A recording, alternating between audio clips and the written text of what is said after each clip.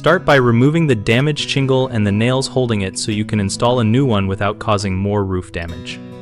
Work from the roof edge upward and slide a flat pry bar under the shingle above the damaged piece to loosen the adhesive and expose the fasteners. Carefully lift the tabs of the shingle above and pry out the nails from the damaged shingle and the row above, keeping the tabs intact so they can be resecured.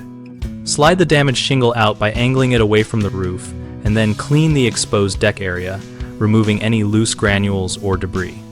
Apply a bead of exterior-grade roofing caulk into any old nail holes and along the top edge where the new shingle will sit to improve the seal.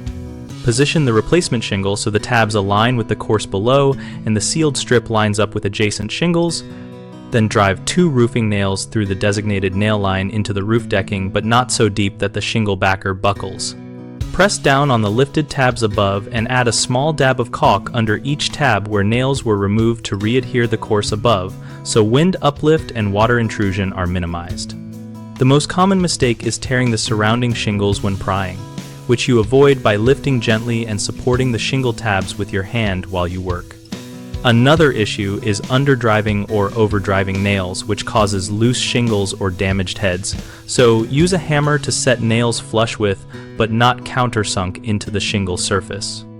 A third concern is poor alignment that leaves gaps for water to enter, so always check overlap lines and adjust the replacement shingle until it sits flush with neighbors before finishing the nailing and sealing.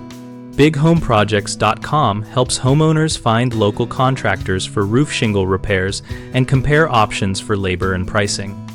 We also connect contractors with homeowners seeking work and host an active discussion community where we share tips, photos, and first-hand experiences.